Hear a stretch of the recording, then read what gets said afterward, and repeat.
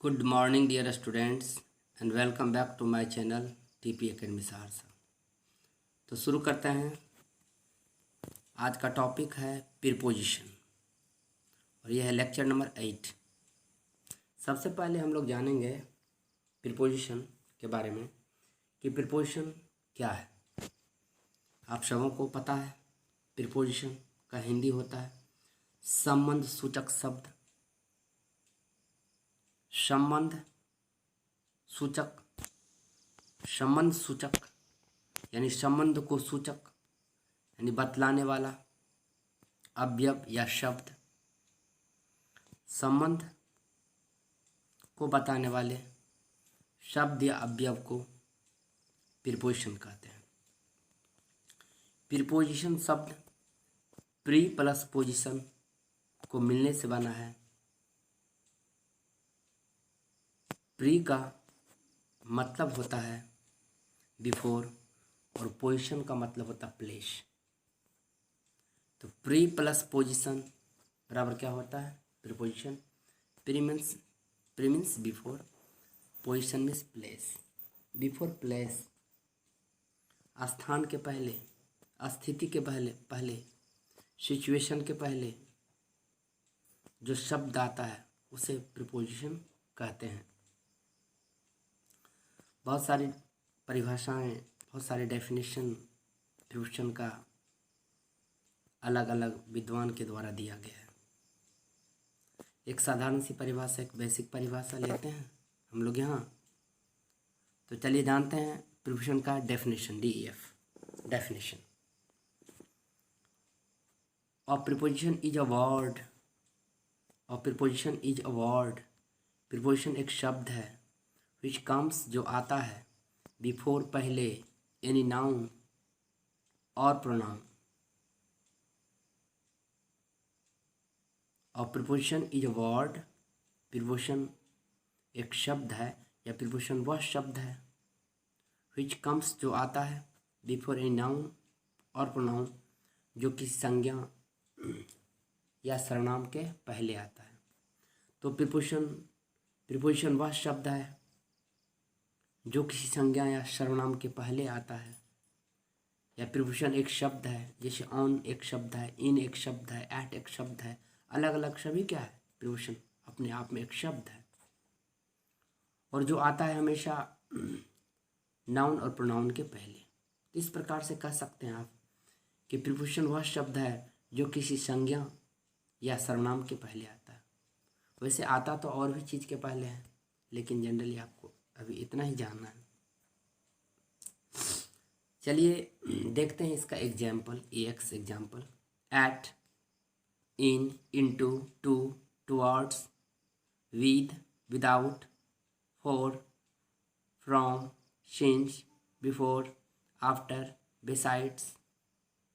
Sorry यहाँ beside में S नहीं होगा, मिस्टेक हो गया लिखने में। आफ्टर के बाद बेसाइड, BESIDE बेसाइड। यहाँ जो लिखा हुआ है आफ्टर के बाद जो BESID है इसमें से एस हटा देना है, क्योंकि एक होता है बेसाइड, एक जो होता है बेसाइड्स उसमें एस लग जाता है। इसमें से एस आफ्टर के बाद बेसाइड्स है, यहाँ से एस को हटा देंगे। लिखते समय आप लोग यदि इसे नोटबुक में लिखेंगे तो आफ्टर के बाद क्या देना है बेसाइड, BESID, यहाँ से एस को हटा देना। एक होता है बेसाइड, अगला क्या है बेसाइड्स, BESIDES बेसाइड्स। इसके बाद है बिटवीन, इसके बाद है अमॉन्ग, इसके बाद है अक्रॉस, नेक्स्ट है बिलो, नेक्स्ट फिर है बेनीथ, नेक्स्ट है ऑनटू, नेक्स्ट है अपॉन, नेक्स्ट है ऑफ, ओवर, ऑन, अमीड, अमीडस्ट। ऐसे बहुत सारे प्रीपोजिशन हैं, लेकिन जो उसमें से इम्पोर्टेंट था, जो जनरली 10th, 11th, 12th और ख़ास करके कंपटीशन सब में भी यही प्रीपोजिशन सब जनरली पूछा जाता है। बाद बाकी बहुत सारे प्रीपोजिशन हैं लेकिन वह उतना इम्पोर्टेंट नहीं है, उनसे क्वेश्चन जनरली उतना नहीं पूछा जाता है। जैसे अगेंस्ट भी एक प्रीपोजिशन है, AGINST अगेंस्ट। तो लेकिन जो यहाँ दिया हूँ वो सबके लिए इम्पोर्टेंट है, जूनियर क्लास से लेकर सीनियर क्लास तक के विद्यार्थियों के लिए। और आप यदि मैट्रिक दिए होंगे, 11 दिए होंगे, 12 दिए होंगे, बस ये जो सामने प्रीपोजिशन है इसी में से 2 4 5 कोई प्रीपोजिशन पे खाली जगह दे दिया जाता है, ऑब्जेक्टिव दे दिया जाता है बनाने के लिए। इतना सफिशिएंट है आप लोगों के लिए। और अभी तो वैसे बेसिक दे रहा हूँ पार्ट्स ऑफ स्पीच का।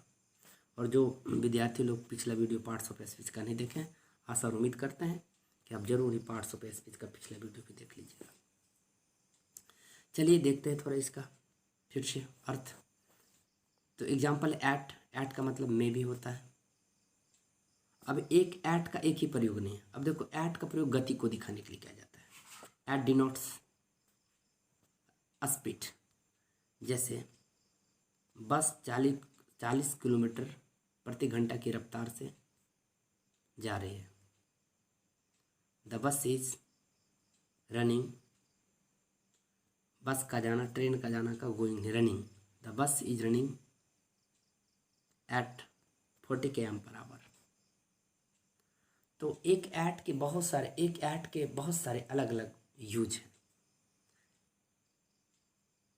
एट जो प्रयोग करेंगे तो एट का कोई एक यूज नहीं है, लेकिन सबसे पहले आप लोग बेसिक जानेंगे तब ना। जैसे at denote rate, at denote speed, at denote small place. तो ये तो आप लोग को पता होगा। At denotes small place, at का प्रयोग छोटे स्थान के लिए होता है। एट मतलब में होता है। जैसे कहते हैं मैं रामपुर में रहता हूँ, आई लिव एट रामपुर। तो थोड़ा सा बेसिक नॉलेज आप लोगों को एग्जाम्पल के थ्रू दे रहा हूँ, उसे ध्यान से सुनिए। तो एट का प्रयोग छोटी जगहों के लिए, इन का प्रयोग बड़ी जगहों के लिए, इनटू का प्रयोग गति के लिए, टू का प्रयोग दिशा को दिखाने के लिए। जैसे मैं पटना जा रहा हूँ, I am going to Patna. Into का प्रयोग गति को दिखाने के लिए, जैसे मेढक पानी में कूदा, the frog jump into the water. In जब कोई चीज़ अस्थिर हो, जैसे मैं रूम में हूँ, I M in the room. तो इनका प्रयोग रेस्ट में होता है, इनटू का प्रयोग मोशन में होता है। टू का प्रयोग डायरेक्शन को दिखाने के लिए, जैसे मैं दिल्ली जा रहा हूँ, I am going to Delhi. Towards का प्रयोग, जैसे मैं पंचवटी की ओर जा रहा हूँ, I am going towards Panchavati. With मतलब कोई चीज़ यदि टच में होता है, कोई चीज़ सटता है आपस में, एक दूसरे के संपर्क में हो, एक दूसरे को छूता हो, तो विद का प्रयोग होता है। जैसे मैं कलम से लिखता हूँ, I write with a pen. Without, with मतलब साथ के साथ साथ साथ, और टुवार्ड्स का मतलब की ओर, विद में साथ के साथ साथ। विदाउट मीन्स के बिना, जैसे मछली पानी के बिना जिंदा नहीं रह सकती। Fish can't live without water, जैसे मैं आपके बिना जिंदा नहीं रह सकता, I can't live without you. For means के लिए, जैसे यह कलम तुम्हारे लिए, this pen is for you, for means के लिए। फ्रॉम मिस से, फ्रॉम मिस से, ये फ्रॉम मिस होता है से, ये अलगाव को दिखाता है, ये जुदाई को दिखाता है, ये विदाई को भी दिखाता है, सबको पता है, ये बेसिक चीज़ है।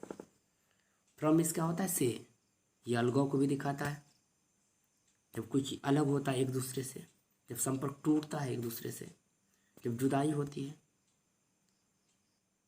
और जब लड़की अपने घर से विदाई होती है कि नहीं। शादी से पहले माँ बाप के साथ था, अब वहाँ से जा रही है, लड़की है सहरसा की, जा रही है दिल्ली। तो एक जगह से दूसरी जगह अगर अफ्लॉट होगा तो फ्रॉम का प्रयोग होगा। जैसे कहते हैं वृक्ष से पत्ते गिरते हैं, वृक्षात पत्राणि पतंती, सॉरी संस्कृत नहीं अंग्रेजी आना आप लोगों को। वृक्ष से पत्ते गिरते हैं, लिव फॉल खाली जगह ट्री, फ्रॉम ट्री, और भी बहुत सारे प्रयोग हैं। सिंस, अब सिंस मीन्स से होता है जो डेफिनेट टाइम को दिखाता है, निश्चित समय को, पॉइंट ऑफ टाइम को। जैसे कहते हैं मैं 1999 से इस काम को कर रहा हूँ, तो I have been doing this work खाली जगह 1999, क्या होगा सिंस 1999, 1999। मैं सुबह से अंग्रेजी पढ़ा रहा हूँ, I am teaching English since morning. तो सिंस का प्रयोग डेफिनेट टाइम के लिए। इसके बाद बिफोर मीन्स क्या होता है पहले, जैसे मोहन सोहन के पहले, Mohan came before Sohan. After means के बाद में, आफ्टर मीन्स क्या होता है के बाद में। चलिए आगे देखते हैं। अब है बेसाइड, यहाँ से एस को हटा देना है। आफ्टर के बाद है बेसाइड, BSIDE, एस को यहाँ से मिटा दीजिएगा। बेसाइड एक होता है बेसाइड, एक होता है बेसाइड्स। एक बेसाइड का मतलब होता है के बगल में। जैसे कहते हैं जैसे कहते हैं भाविसा चौक के बगल में टीपी एकेडमी है।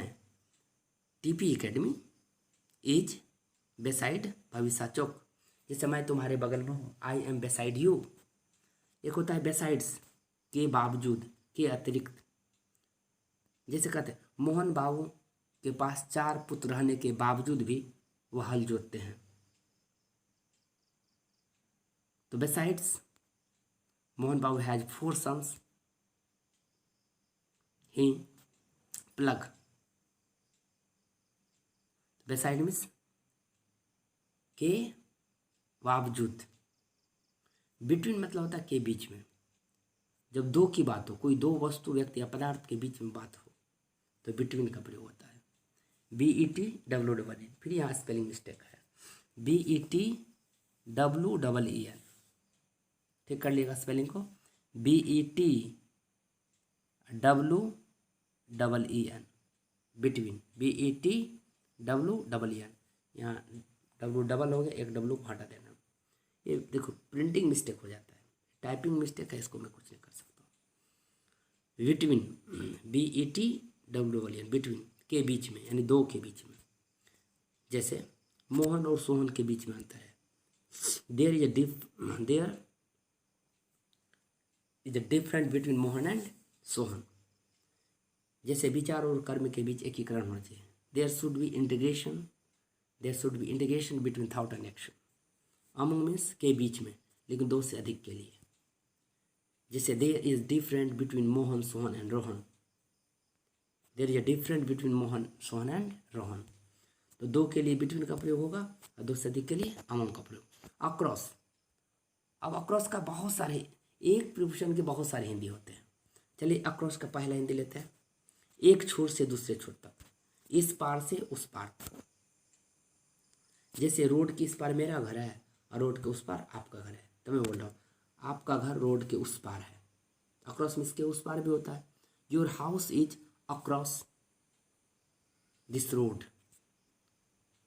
आपका घर मेरे घर के उस पार है। और समझ रहे हैं ना, ये रोड के इस पार मेरा घर है, उस पार आपका घर है। तो अब नदी के उस पार किसी का घर है, कोसी नदी के इस पार मेरा घर है, उस पार आपका घर। कहते हैं आपका घर कोसी नदी के उस पार है। Your house is across Kosi river. Next लेते हैं बिलो। बिलो का मतलब होता है के नीचे। जिसका टेबल के नीचे बिल्ली है, the cat is below the table. उसी तरह बेनित का प्रयोग नीचे का अर्थ में होता है। बिलो की जगह आप बेनित भी लगा सकते हैं, कर सकते हैं the cat is beneath the table. अब जैसे एक बिलो का कोई एक प्रयोग नहीं है, जैसे बिलो का प्रयोग उम्र को भी दिखाने के लिए, तो एज को दिखाने के लिए, लेकिन कम के अर्थ में। बिलो का प्रयोग उम्र के दिखाने, बिलो का प्रयोग उम्र को दिखाने के लिए होता है, कम के अर्थ में। उसे बिलो का हिंदी क्या होता है, नीचे या के नीचे। जैसे अब मैं एक सेंटेंस दे रहा हूँ आपको, ट्रांसलेशन बनाइए तो आप लोग। आपका उम्र 20 साल से कम है, क्या हो जाएगा, यू आर बिलो 20 आप लिख सकते हैं। यू आर बिलो 20 कहेंगे क्या होगा, आप 20 साल से कम के हैं। तो बेनित का मतलब ये नीचे बताया आप लोग को अभी। अब ऑन्टू का प्रयोग, ऑन्टू का प्रयोग चलिए आप लोगों को नहीं जानना है, ये आगे इसका स्पेशल क्लास, एडवांस क्लास जब होगा तब बताऊंगा। अपॉन का प्रयोग कोई उतना यूजफुल नहीं है, ऑन्टू अपॉन ये सब का प्रयोग बहुत कम होता है। जैसे कहते हैं the cat jump upon the table, तो वो सब जानना जरूरी नहीं है। ऑफ, जैसे कहते हैं I am of duty. Of means क्या होता है, अनुपस्थित। आई एम ऑफ ड्यूटी, मैं ड्यूटी पर नहीं हूँ। ओवर, ओवर, ओवर मीन्स क्या होता है, खत्म। एक तो कभी कभी वर्ड भारों का भी काम करता है, लेकिन यहाँ ओवर को प्रिपोजिशन के रूप में लेंगे, the match is over. Okay, you spread cloth over the table. Table के ऊपर, और इसके ऊपर भी होता है, टेबल के ऊपर क्लॉथ को फैला दो। अब है इनटू, ऑनटू, ऑनटू। तो चलो ये सब कोई चीज़ नहीं है, आप लोगों को जो बेसिक जानकारी, क्योंकि पार्ट्स ऑफ का बेसिक क्लासेस स्टार्ट किए, जब यही सब कुछ बता देंगे तो स्वाद तो ख़त्म हो जाएगा। यहीं से पूरे अगर हर क्वेश्चन बनने लगेगा तो फिर आगे कोई पढ़ना पसंद नहीं करेगा।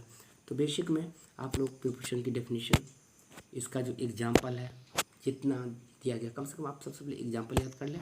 अब कुछ खाली जगह आप लोग मेरे साथ बनाएं। आई लिव, खाली जगह रामपुर, खाली जगह सहरसा, क्या होगा? तो रामपुर छोटा जगह है, उसके पहले क्या लगेगा? At. I live at Rampur. खाली जगह सहरसा थी, इन सहरसा ना, सहरसा बड़ा जगह हो गया, रामपुर छोटा जगह। एक, अब यहाँ रूल समझिए, एक स्थान के अंदर दूसरा स्थान होगा, एक स्थान बड़ा हो दूसरा स्थान छोटा हो, तो छोटे स्थान के पहले क्या लग जाएगा? एट, और बड़े स्थान के पहले in. The frog jumped dash the river, मेढक नदी में कूदा। तो मेढक जो कूदा तो गति में आ गया ना, गति को यह सेंटेंस दिखा रहे थे, क्या लगा? इनटू लगेगा। इनटू को गति को दिखाने के लिए क्या जाता है? The pen is dash the table, यानी टेबल पर कलम है, तो the pen is on the table. I write dash pen, I write with a pen, यहाँ ए छूट गया है आर्टिकली। I write with a pen, I write with a pen, the की जगह क्या दे देना? अ। मैं एक कलम से लिखता हूँ, एक बार में आप एक ही कलम से लिख सकते हैं। I write with the pen की जगह दे देना a pen, I write with a pen. यदि आप नोटबुक में लिख रहे हैं तो आपको क्या लिखना? आई राइट, खाली जगह विद दे देना है, तब देना अ पेन, द पेन की जगह अ पेन। मैं कलम से लिखता हूँ, तो मैं कलम से लिखता हूँ, मेरा हाथ का उंगली और कलम टच कर रहा है ना, तो जब कोई चीज़ संपर्क में आता है, और आगे पढ़ेंगे, सहमति दिखाने के लिए विद का प्रयोग होता है। He is going dash Patna, he is going to Patna, क्योंकि दिशा को दिखा, मैं पटना जा रहा हूँ, तो पटना कोई खास दिशा में है ना, तो डायरेक्शन को दिखाने के लिए, दिशा को दिखाने के लिए किसका प्रयोग? टू का। याद रखें हमेशा गो के साथ जनरली टू आता है और कम के साथ फ्रॉम आता है। जैसे कहते हैं मैं पटना से आ रहा हूँ, I am coming from Patna. मैं पटना जा रहा हूँ, I am going to Patna. मैं पटना जा रहा हूँ, I am going to Patna. मैं पटना से आ रहा हूँ, I am coming from Patna. इसके बाद आई एग्री डैश यू, मैं आपसे सहमत हूँ, आई अग्री विद यू। तो विद का हिंदी यहाँ साथ हुआ सहमति के अर्थ में। The fish can't live dash water, मछली तो विदाउट लगेगा है ना, the fish can't live without water, मछली पानी के बिना जिंदा नहीं रह सकती है। इसके बाद दिस पेन इज, यह कलम है डैश यू, फॉर यू, तुम्हारे लिए, फॉर मीन्स के लिए। दिस पेन, क्या देंगे कि एक सही ट्रांसलेशन बन जाएगा, एक सही सेंटेंस बन जाएगा। This pen is for you, यह फॉर का मतलब का क्या हुआ? के लिए। This pen is for you, यह कलम तुम्हारे लिए। इसके बाद leaves fall dash tree, leaves पत्तियाँ, फॉल गिरती है डैश ट्री, पेड़ से पत्तियाँ गिरती है। लीव्स फॉल फ्रॉम ट्री, या फ्रॉम का प्रयोग अलगाव को दिखाने के लिए, क्योंकि पत्ता जो वृक्ष से अलग हो रहा है ना, जब कोई चीज़ अलग होता है, हटता है, तो क्या लगता है? फ्रॉम लगता है, और सटता है तो क्या लगता है? विद लगता है। मैं कलम से लिखता हूँ तो मेरी हाथे कलम से सट रही है ना, तो विद, लेकिन जब हटेगा तो क्या लगेगा? फ्रॉम। तो वृक्ष से पत्ते गिरते, लीव्स फॉल फ्रॉम ट्री। इसके बाद you have been living here, आप यहाँ रह रहे हैं, you have been living here, आप यहाँ रह रहे हैं डैश मंडे, तो सिंस मंडे, फॉर मतलब भी से होता है, सिंस मतलब भी से होता है, फ्रॉम मतलब भी से होता है, लेकिन पॉइंट ऑफ टाइम या निश्चित टाइम को दिखाने के लिए सिंस का प्रयोग करते तो क्या होगा? You have been living here, आप यहाँ रह रहे हैं सिंस मंडे, यानी सोमवार से। You have been living here since Monday, आप मंडे से यहाँ रह रहे हैं। तो सिंस का प्रयोग इस सेंटेंस में निश्चित टाइम को दिखाने के लिए किया गया है। इसके बाद है आई एम डैश यू, तो I am before you, before का मतलब क्या होता है? पहले। I am before you, before means पहले, या बिफोर मीन्स सामने या के सामने।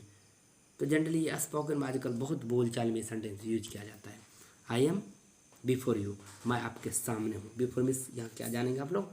सामने या के सामने। आई एम बिफोर यू, मैं आपके सामने हूँ। यानी याद रखिए, जब सीधा सामने होगा ना, ठीक ना, क्योंकि इन फ्रंट ऑफ का मतलब ही सामने होता है। जैसे मेरे घर के सामने एक मंदिर है, तो क्या बोलते हैं? There is a temple in front of my house, मेरे घर के सामने एक मंदिर है।